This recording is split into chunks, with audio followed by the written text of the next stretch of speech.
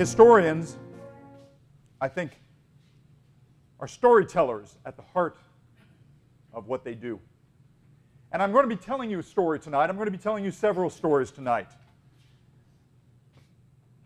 It'll be a little bit different from most historical stories, though, because, well, Professor John Gaddis of Yale University wrote a book a few years ago called The Landscape of History. And in it he said, historians deal with process and structure. What they often look at is they'll have a relic or some historical event, which is their structure. And they have to then consider and theorize what was the process that created this structure that I have before me. We're going to turn that around tonight. What I'm going to do is, in my story, I'm going to, instead of having a process to look at, I'm going to tell you the structure, or instead of looking at the structure, I'm going to tell you about a process. And then we'll leave it open-ended as to what the structure was that they led to. And later on in the presentation, I'll flip that back on its head, and we'll talk about, now that we have this structure created, we'll talk about the process that led to them. It'll be a little bit unusual. Start with my slides. Welcome from MCC, the submarine, and from the LSC 393 crew. This is the World War II seminar, winter of 2015.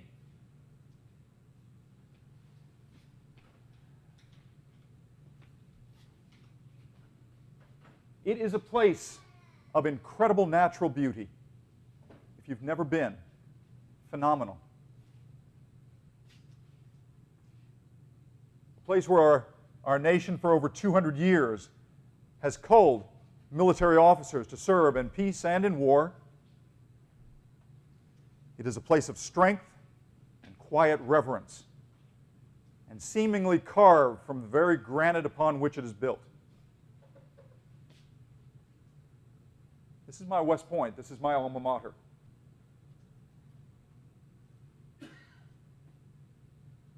And tonight we're going to talk about those particular leaders that served during war in World War II. West Point at war. And I'm going to highlight 6 particular persons that we're going to talk about and highlight.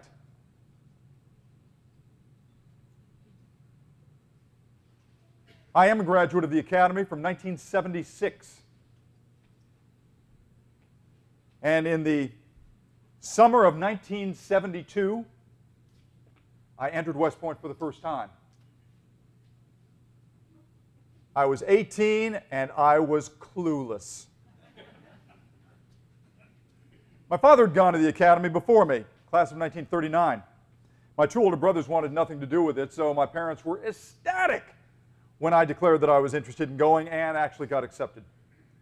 And I asked Dad, "Dad, what's it going to be like?" He just smiled. He said, "Son, you're simply going to have to experience it." And it's true. Dad was right. There is nothing that I can say or show you that will fully describe to you what the experience is. But West Point, as a military college and building combat leaders, likes to say that the stress and the pressure and the tension that they inflict on their graduates, on their students, prepares them better for the decision-making that will be oh so difficult in their future lives. My first year at the Academy, my plebe year, plebe comes from the Latin word plebeian, meaning the lowest of the low. And I can assure you the upperclassmen left no opportunity to ensure that I felt the lowest of the low throughout my life. During that first year as a plebe, the things that all plebes dream of is to make it from the 2nd of July, when I reported in, until about the 2nd of June the following year. Because during that time, you will be treated as the lowest of the low. You run everywhere you go. You're not allowed to look around. You're not allowed to speak in public. You must slam yourself up against walls when upperclassmen come through the hallways. It's an experience. But we dream of that 2nd of June when we will be recognized. And recognition means that They come and they shake your hand and they say, congratulations, you are now one of us. And you may now act like a normal human being. So we dream of that all through the long months.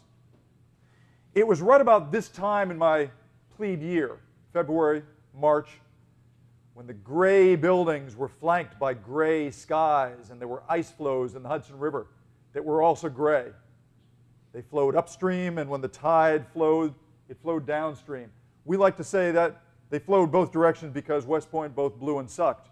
But notwithstanding, it was a gray period, and we called it gloom period. And oh, I was so gloomy. I was so gloomy. When I got a note saying that I needed to report to an upperclassman's room after supper that evening, there was nothing to think about. It was simply yet another hell coming my way. And I reported to the upperclassman's room, and he welcomed me in. And he said, "Relax, Cadet Janowski. I understand you went to Cornwall Central High School, Cornwall, New York, about 6 miles away. It could have been on the moon for all it meant to me." I said, "Yes, sir. I did go to Cornwall Central." He said, "Hey, relax, sir. I went there too." And we shared discussions about our English teacher, Mrs. DeFriest, and Mr. Bounton. He said, "Great, great. Did you play a sport there?" And I said, "Yes, I did." He said, "So did I. Played soccer," and we talked about Coach Reeb. And he said, "I know recognition is still months away, but there is a tradition on a case-by-case basis that an upperclassman like myself can recognize you early.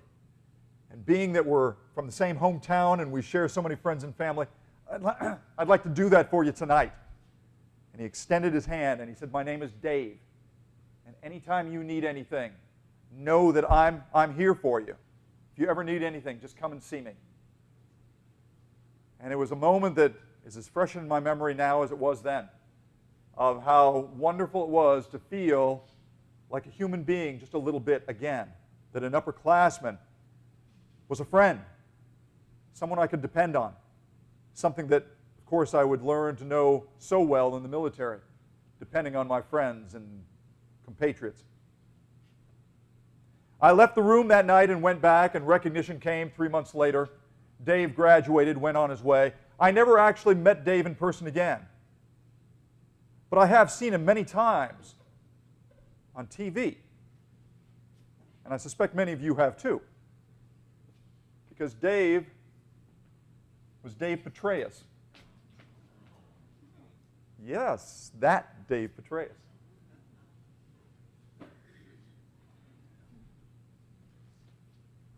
The rubbing of shoulders of the unknown with the famous and the mighty is not unusual in West Point history. For all of its huge impact on the American psyche, West Point is actually a very small and intimate college. At any one time, we only number 4,000 students. And so we meet one another, we see one another, we know one another. And that has been the case in West Point history throughout its over 200 years. Many of us know the history of members of the Civil War classes of the 1840s who knew one another as young men at West Point from all parts of the country. Little did they know that their lives would be split apart with the combat that would come only a few years later, shattering their comradeship and splitting them between North and South. And yet even then, there was a relationship among these men that transcended the battlefield. George McClellan, class of 1842, was a classmate of A.P. Hill. In fact, they knew each other so well because they dated the same girl. Yes. George got the girl. When Miss Marcy chose George, A.P. was quite put out. And years later, whenever A.P. Hill went into battle, he put on a red shirt. His men said, "General, why are you putting on that red shirt?" He says, damn it, I got this red shirt on so that George sees I'm out here and I'm still mad.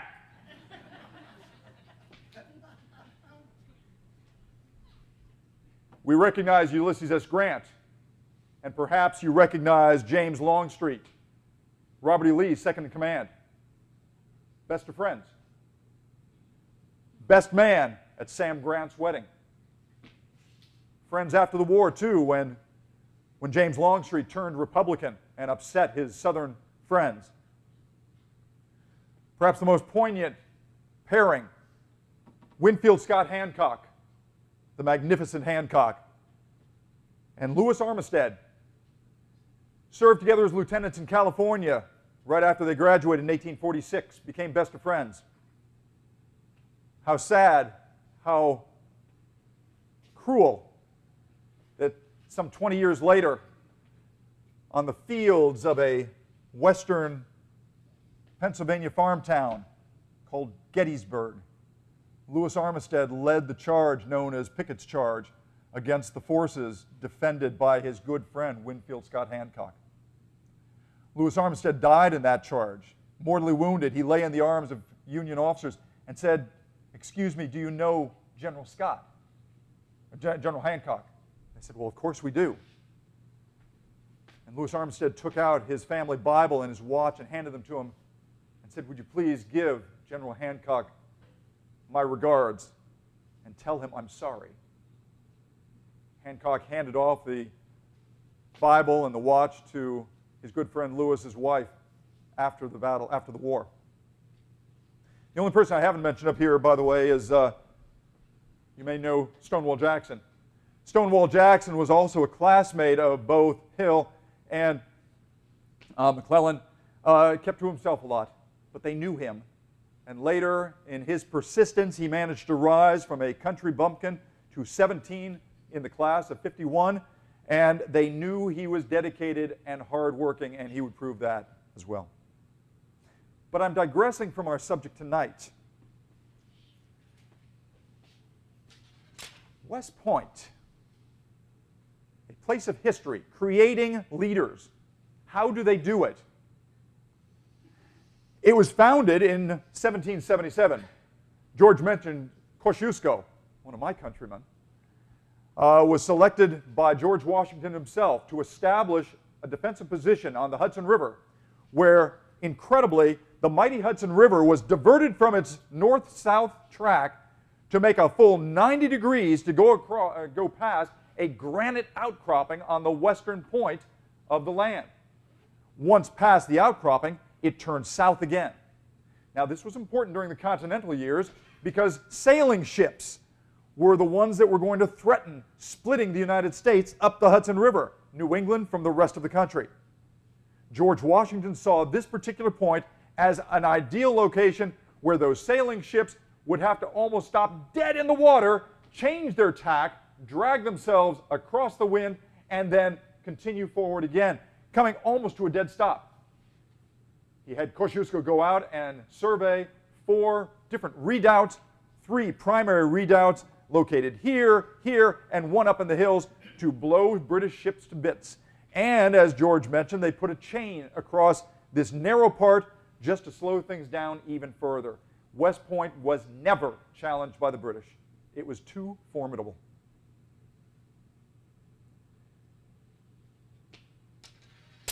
We like to say, and historians at West Point like to say, that we teach much of the history that our own graduates have created. It's an awesome statement and one that we can very well support with all of the history that comes from the men and now women that have graduated from West Point.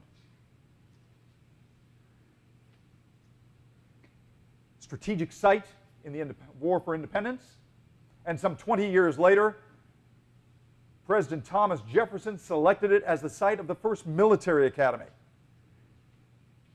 Many countries had military academies, as George mentioned, for engineering skills. The country was growing quickly. We were expanding westward at a pace that we came to call manifest destiny. And engineers were needed, and the military would lead that foray into the desert, into the deserted lands and the empty spaces of the country to create railroads and bridges and roads. Engineering was a necessary thing for the country to grow. And a military academy was a natural source of such engineers. Then, as today, the goal was to commission leaders of character. And that was all encompassed in the motto: duty, honor, country.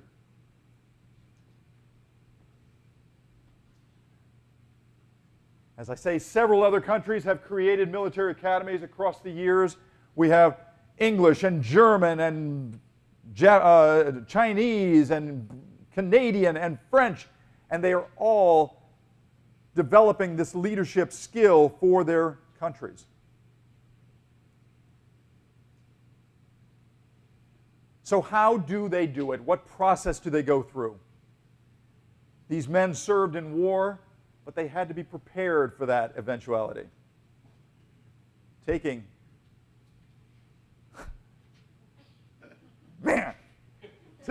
young people of 18 and turning them into leaders. Almost as if they were all peas in a pod, aren't they? Cogs in a wheel, none different from the next. The routine that was developed was primarily set up by this man. He was one of our earliest and greatest superintendents. This is Sylvanus Thayer. He came to the academy in the late 18-teens. I believe 1818 was his first year. And he established a number of routines that are still followed today. He established the fourth-class system, that is the plebe system, where they would come in and go through horrendous adventures during their first year. This is our day. This is the first day you come in. You come in, they shave you bald, and then they dress you up like this, and you march around for several hours as you process into the academy. Learn how to stand straight, learn how to march, learn how to say yes or no, sir, salute, and everything. And amazingly enough, by the end of that first day, they look like this. The process works quickly when you're under such duress. For the remainder of the year, Sylvanus Thayer said, they will take academics, and they will be as strenuous mentally as our day was physically and emotionally. He established classes where classes were anywhere between 12 and 18 students to a single instructor. And every night you had to do your homework, because the first thing that happened when you walked in the classroom was not, well, here's what we're going to learn today. No, the command was, take boards. And everyone stood and turned an about face. You had your own board, and you started doing the problems you did for homework last night. And then be prepared to explain it. In my first year at the academy, I had an hour and a half of math 6 days a week. I earned 2 college credits in 1 year. If you don't like math, don't go to West Point.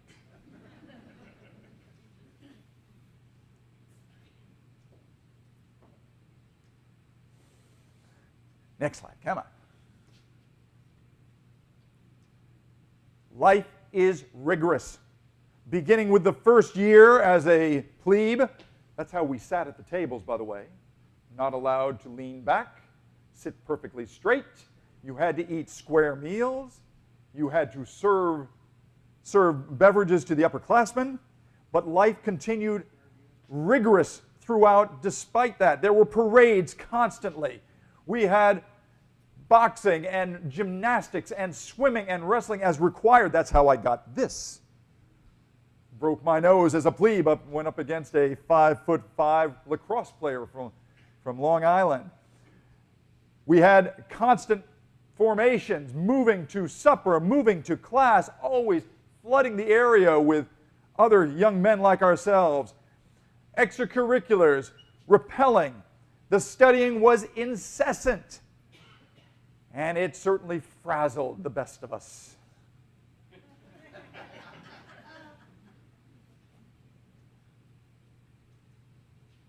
This is a typical schedule of a West Pointer's day. Now notice the formation begins at 6:55, but as a fourth classman, that is as a freshman, you're probably up between 5:15 and 5:30, because you have to deliver newspapers to the upperclassmen. You have to go out and make sure you know what the menu is. You have to announce the hours and the minutes until the next formation. You have to make sure that the upperclassmen are all prepared. You need to then get out to formation yourself in full uniform and then march to class. You have classes through the day. You end in mid to late afternoon, and you immediately go into intramurals. This is not voluntary. Everybody does intramurals. Every cadet, an athlete, is the saying. And every cadet gets out for intramurals. You do that until supper time. You march to supper, and then you go into evening studies. And if you still have energy, you go to extracurricular activities. You then go until taps at 11:30 and hopefully go to bed. I made the mistake of staying up late my first 3 years, and my grades plummeted until a classmate told me, just go to bed, and that caused my grades to go up. I've tried to pass that on to my son at GVSU. He doesn't believe me. Nevertheless, the days are full. And so they all come out, and you think, okay, they must be all alike, just like a rifled bullet will come out of the same barrel, and you can match them up on CSI so you know they came from the same. Well, surely cadets must be the same, you think. Well, of course not. We are all different. We all become our own person. It's almost as if the restriction of that first year causes us all to explode in our personality when the restriction is laid off. And that continues long, believe me, long after West Point.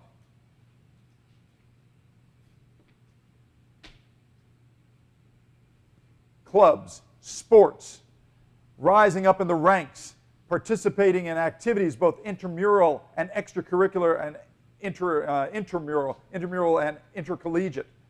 All of these are the experience of West Point. It is, as my father said, it will be the longest 25 hours of every day you spend. Yeah.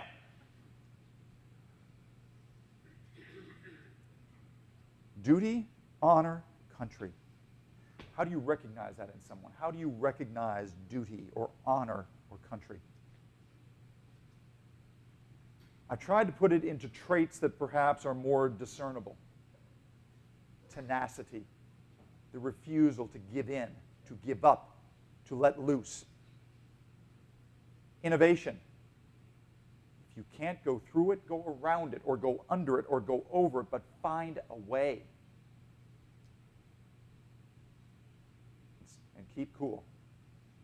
If you lose your cool, you're already lost.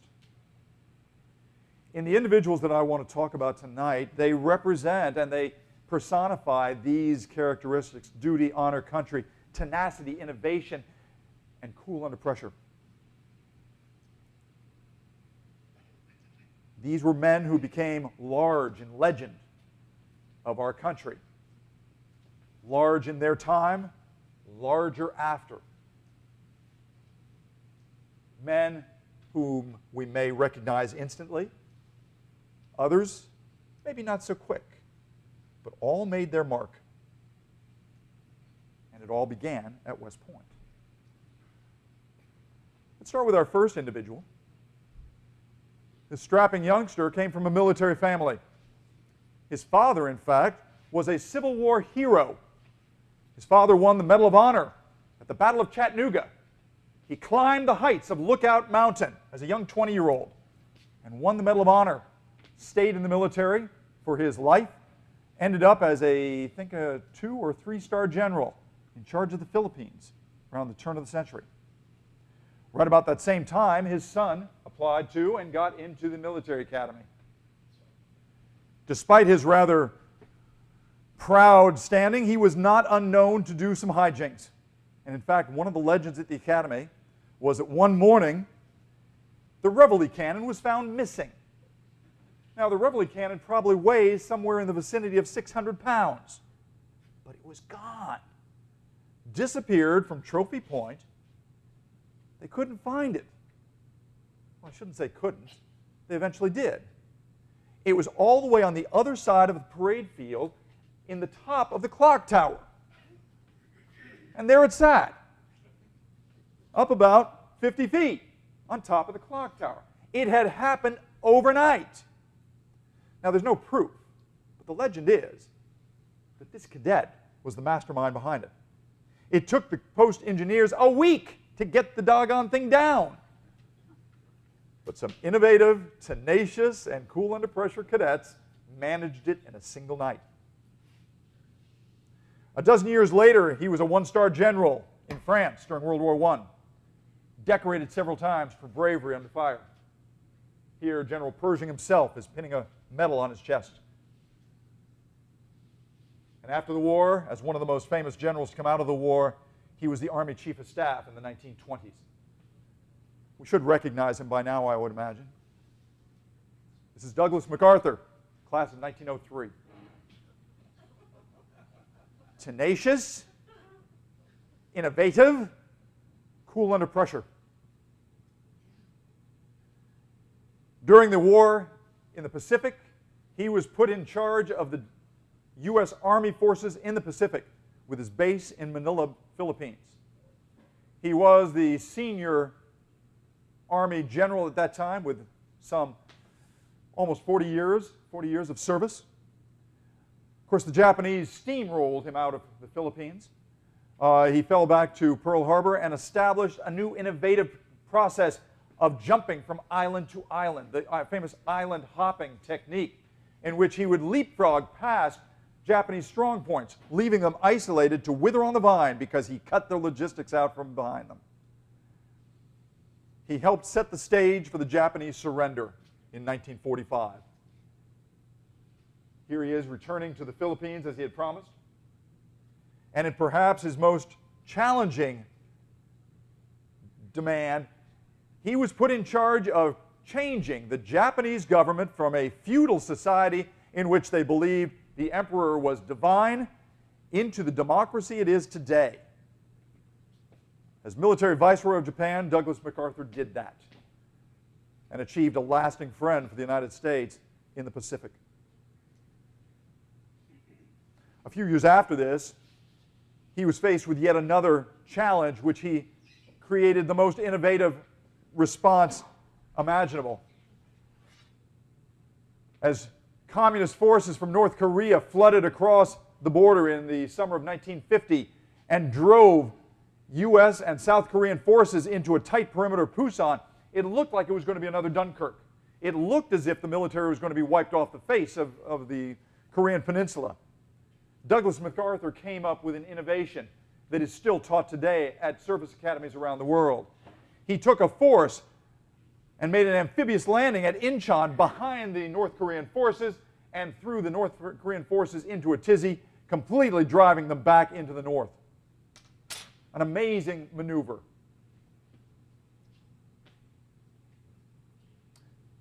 Our next candidate for discussion, also from a military family, a few years after MacArthur, this young man entered the academy in 1904 as a plebe. He came from California, but his family originated in Virginia, where several of his uncles and great-uncles had served the Confederacy. But he was a true military man. He wasn't much on academics, but a great athlete and an imposing figure wherever he went on the academy grounds. He became cadet adjutant for the Corps of Cadets. And as an athlete, a few years after his graduation, he even competed in the Oslo Olympics in 1912, the Stockholm Olympics in 1912, in the decathlon. Shortly after that, he served in World War I and became absolutely fascinated with a new technology that had just been devised and demonstrated on the battlefields of France. He became the foremost proponent in the U.S. Army for tank warfare, a proponency he would shine to incredible heights in World War II as George Patton, class of 1909. His tenacity, his innovation, his coolness under fire is legendary, and we've all probably seen the movie. The amazing things he was able to do. First charged with reinvigorating the American army in Africa when they had been defeated in a crushing defeat against Rommel at the Battle of Kasserine Pass. He came in, picked them up off the ground, brushed them off, got them to stand straight and fight, and they won. He was a terror to the enemy, so much so that as the American forces and the Allied forces were preparing Normandy in 1944, he was actually used as a decoy. He was placed in charge of a fictitious army with inflatable tanks, just so the Germans would keep an eye on him and not see what was coming from the other direction. Now, George didn't particularly care to be a decoy, and his chance soon came after the Normandy invasion when he was put in command of the Third Army, which became the spearhead of Operation Cobra and the breakout from the Normandy beachhead, a drive across France and into the homeland of Germany. Partway through, in December of 1944, the Germans pulled a surprise attack here as they tried to drive forward and capture Antwerp. The Battle of the Bulge. George Patton, as no one else could, stopped his entire army on a dime, made a complete 90-degree turn, and within a few days drove in and relieved the Bastogne contingent of the 101st and saved them from decimation by the Germans. It broke the back of the German drive, and Patton continued on into Germany itself. Amazing. Determination, tenacity, innovation, coolness under fire. Our next two people are in this photograph. You might be able to pick them out if you look real closely, or maybe not. This was taken in the fall of 1911. This is the freshman football squad at West Point. And among that group up there are two people that would rise higher than anyone else from the class of 1915, commonly called the class the stars fell on. From that class, 37%, over 1 out of every 3 members, became general officers. 2 of them are in this picture. Let's focus in a little bit. Anybody recognize them yet? Yes, sir. Hot dog.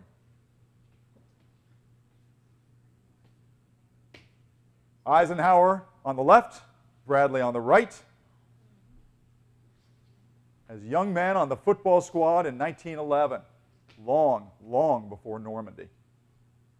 Let's talk about Bradley first.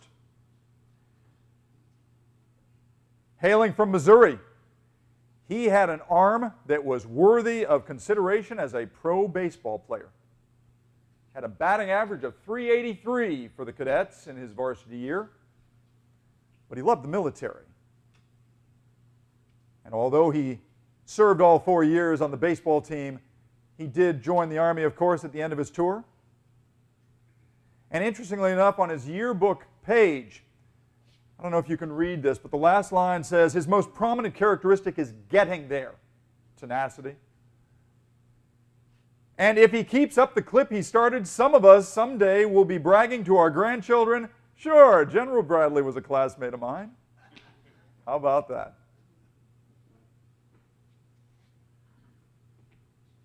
Omar Bradley, class of 1915. 4 stars now, ultimately became 5 stars. One of only 5 that we've had in our history. Patton may have been the spearhead, but Bradley was the one holding the spear.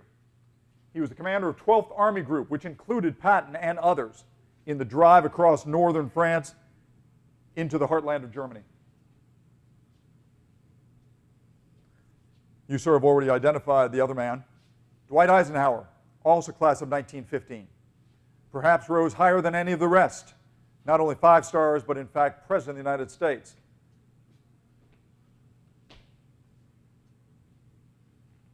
A football player, when he first arrived at West Point, injured his knee sometime around his 2nd or 3rd year. Could never play halfback again. But went on to graduate, marry his sweetheart, and command the forces at Normandy. An incredibly awesome and politically sensitive command.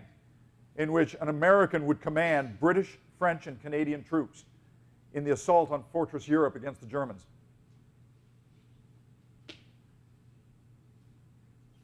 He hoped for success, but he prepared for defeat.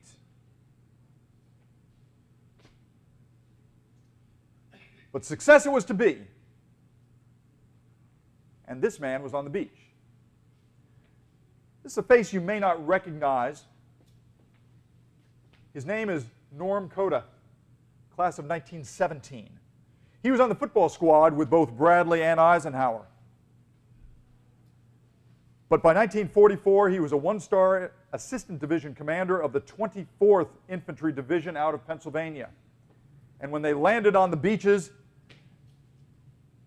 it was all hell was breaking loose.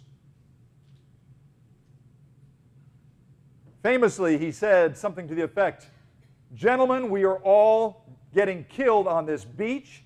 Let's go inland and get killed." Hollywood picked up on that line, and they altered it a bit.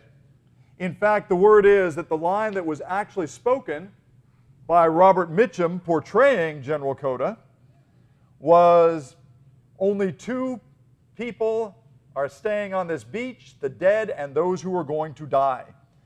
It was actually attributed to General Coda, but it was actually spoken by a colonel under Coda's command.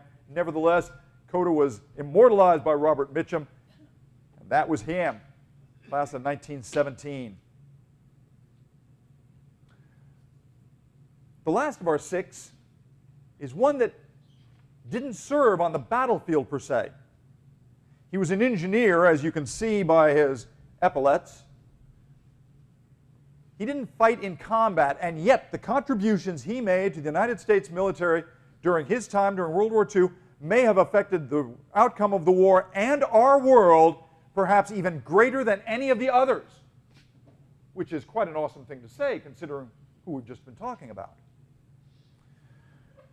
General Groves, as Colonel Groves, from 1940 to 1942, was in charge of a building construction project in the Washington, D.C. area. He was assigned to build the largest office building in the world, and Colonel Groves did it well, assembling thousands of workers and building this massive building, completing it on time, ahead of schedule, and under budget, and in the process creating one of the most recognizable buildings in the world, the Pentagon. Now a general officer, General Groves was reassigned to a new assignment out west. He was going to head out and lead up a smaller group under quite different circumstances. He was headed to New Mexico, where he'd work with some egghead scientists. I love this guy. Look at that forehead. And they were working on a project that would create something that would change us all forever. A weapon like none that we had ever seen before. General Groves was responsible for the administration and logistic of the Manhattan Project, which he successfully did and brought to fruition with the dropping of the two bombs on Japan at Hiroshima and Nagasaki.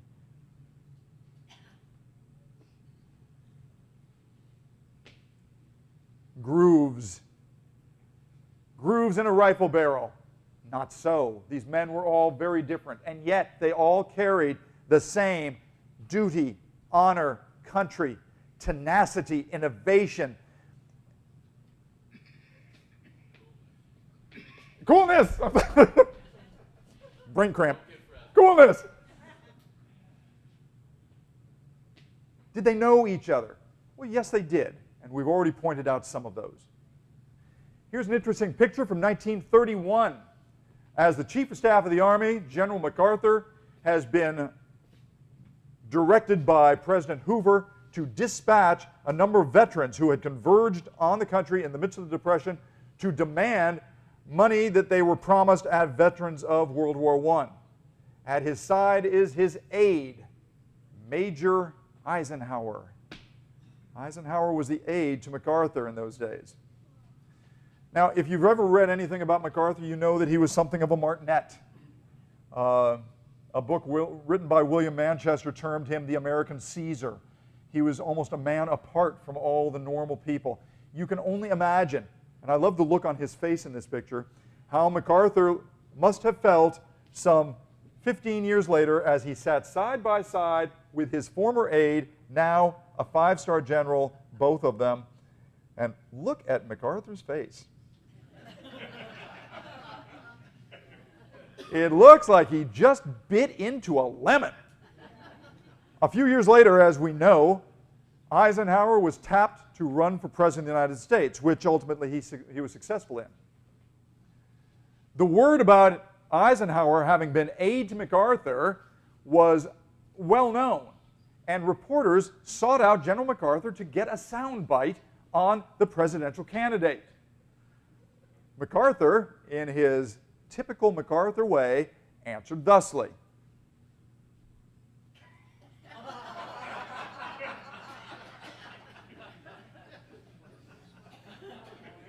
You gotta love it.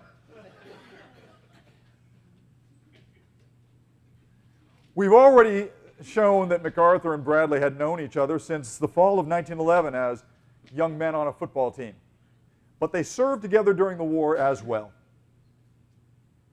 During the time that Eisenhower was the head of the Supreme Headquarters Allied Expeditionary Force, trying to massage and work together with such personalities as Montgomery and other Brits, it must have been a great comfort to him to have his good friend Brad over his shoulder on the planning team.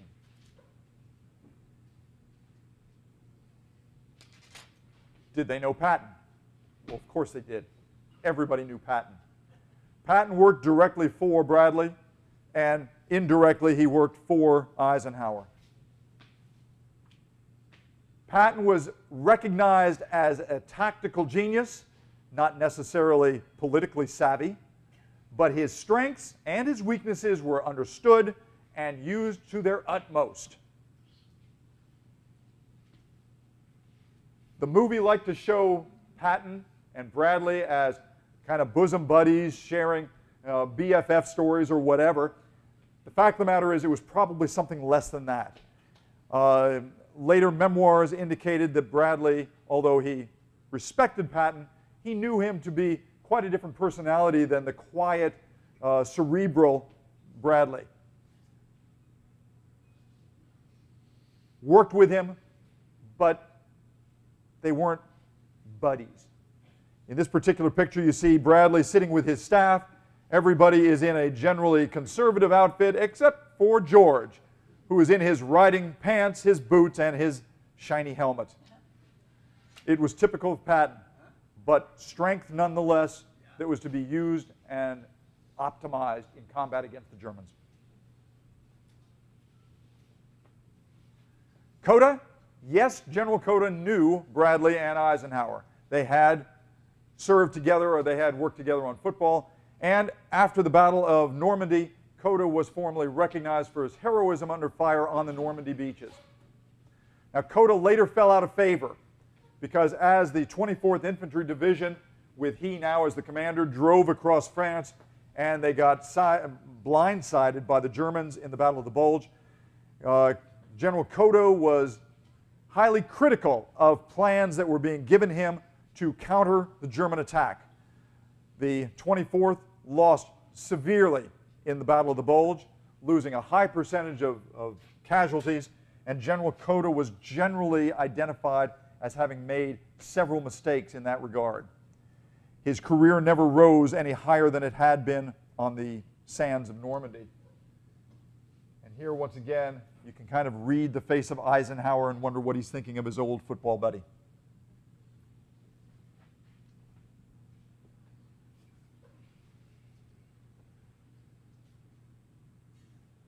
Six men representing some of the finest high-profile heroes that came out of West Point. Duty, honor, country. Tenacity, innovation, coolness. What lesson can we really glean from just these six biographies? Well, here is where I would take Gaddis' process and structure and kind of flip it over. If we allow that we've built kind of a Jenga tower of structure, that they all have the common denominator of West Point, we can kind of look at the structure, the process of West Point as having perhaps contributed in some way to who they were and who they became and what they did for the country. I would draw as a metaphor this picture by Georges Seurat, Picnic in the Park. It's a masterpiece of pointillism, which is an art form in which there are no brush strokes. Every image, if you focus in on it, is actually a series of dots. Some of them bright and vibrant, others more dull and background. These men might represent the thousands of West Pointers that served in the war, all representing their own dot and comprising the force that helped defeat Hitler. They were not, of course, the only West Pointers that fought in the war. If we take a quick look of the years, starting with MacArthur's as a base and moving up to the latest possible year that a West Pointer could have served in the war, we look at the enrollments for each year, subtract the attrition rate that was traditional, we can total up approximately 32,000 West Point officers served in the war. All told, this represented about 2% of all of the officers that served. I'm not going to make a case that West Point won the war. That would be foolish, to say the very least. West Point, however, likes to make the case, rightly or wrongly, that they did contribute by providing this professionalism, this duty, honor, country, tenacity, innovation, coolness under fire, perhaps as much as any other school. Perhaps that's the fairest thing to say. As much as any school did, they did. And these men represented that. Duty, honor, country.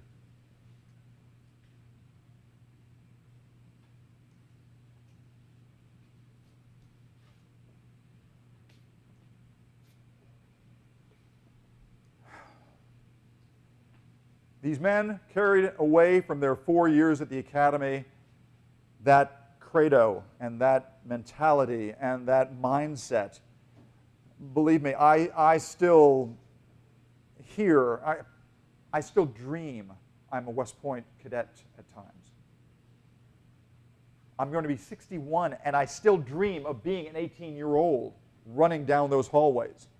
It was an experience that changes a person, molds them, for better or for worse.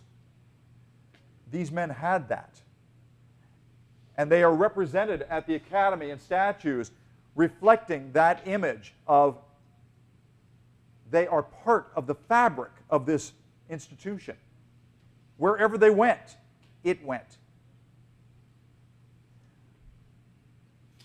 Douglas MacArthur perhaps put it most eloquently. In 1962, only a few years before his death, he returned for a final visit to the academy and he spoke to the Corps of Cadets. He gave a speech that was stirring, and in it he said these words: "The long gray line has never failed us. Were you to do so, a million ghosts in olive drab, in brown khaki, in blue and gray would rise from their white crosses, thundering those magic words: duty, honor, country. In my dreams, I hear again the crash of guns, the rattle of musketry, the strange, mournful murmur of the battlefield. But in the evening of my memory, I come back to West Point. Always there echoes and re-echoes: duty, honor, country."